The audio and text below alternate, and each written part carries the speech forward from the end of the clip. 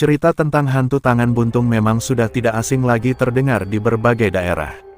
Entah apa visi dan misi sosok lelembut itu menampakkan diri dengan wujud sebagai sebuah tangan dan kerap terlihat menyeramkan. Di beberapa daerah, hantu ini juga kerap diceritakan mampu mengejar seseorang hingga ketakutan karena seram. Salah satu kisah lucu sekaligus seram dialami oleh Fauzan yang mengaku pernah digerayangi makhluk gaib berwujud tangan buntung sewaktu tengah tidur di rumah temannya. Berikut penuturan dari Fauzan.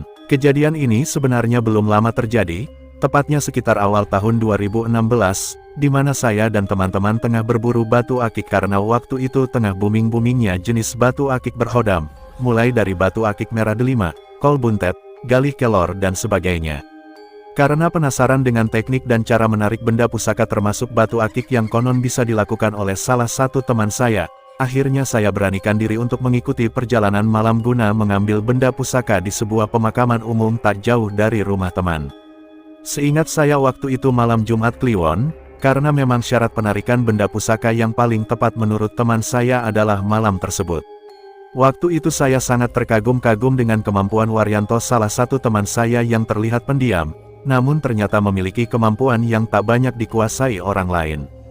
Kesuksesan malam itu membuat kami berdua tersenyum lebar, pasalnya selain dapat menarik sebuah pusaka berbentuk keris semar mesem, kami juga menemukan sebuah batu cincin merah delima yang sangat menakjubkan. Singkatnya, setelah puas dengan perburuan malam itu kami lantas kembali ke rumah Waryanto sekitar jam 1 dini hari. Kopi dan gorengan menjadi teman ngobrol seolah malam itu tak ingin kami lewatkan dengan tidur malam. Namun yang namanya manusia tentu ada waktunya harus istirahat, di mana kami tertidur tanpa sadar, entah jam berapa kami mulai memejamkan mata. Beralaskan sebuah tikar, kami terlelap seolah tengah tidur di atas ranjang empuk di sebuah hotel. Peristiwa aneh sebenarnya mulai saya rasakan ketika terbangun sekitar pukul 3 pagi, di mana keris dan batu akik yang diletakkan di sebuah mangkok putih di atas meja terlihat bergetar dan menimbulkan bunyi gesekan dalam mangkok tersebut. Jujur saja saya cukup merinding dibuatnya, terlebih Waryanto yang berada di sampingku masih tidur dengan nyenyaknya. Karena takut, saya putuskan untuk tidur mendekati Waryanto dan mengenakan sarungku sebagai selimut. Tak lama kemudian aku mulai terlelap, atau kalau orang Jawa sini bilang, ler-leran, waktu di mana manusia mulai tak sadarkan diri karena tertidur. Di tengah suasana dingin dan mencekam tersebut tiba-tiba saya merasakan seperti ada tangan yang menggerayangi kaki kananku. Awalnya saya beranggapan jika itu ulah dari Waryanto yang iseng. Sambil menendang saya pun bercakap, "Iseng banget sih kamu, War," sambil kembali menarik sarung yang saya kenakan untuk selimut. Firasat tak enak mulai muncul tatkala terjadi kembali peristiwa serupa, kali ini giliran kepalaku yang terasa ada sesuatu yang mengusapnya. Sontak bulu kuduk merinding dan keringat dingin mulai keluar dari sekujur tubuhku. Saya berusaha membangunkan Waryanto dan bermaksud menceritakan kejadian yang saya alami. Mungkin karena saking capeknya dengan kegiatan semalam, Waryanto tidak bergeming sedikit pun mendengar bisikanku.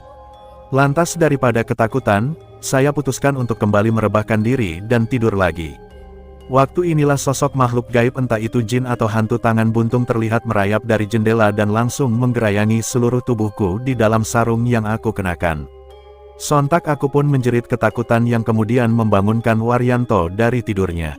Setelah menceritakan perihal kejadian yang barusan saya alami, akhirnya kemudian Waryanto mengambil air wudhu dan komat kamit membaca doa untuk memagari tubuh saya, sekaligus keris semar mesem dan batu akik merah delima yang tadi kami dapatkan.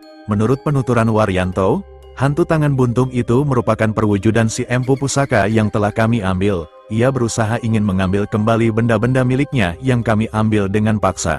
Hingga azan subuh, sosok hantu yang menggerayangiku tadi tak lagi menandakan menampakkan diri maupun usil lagi terhadapku.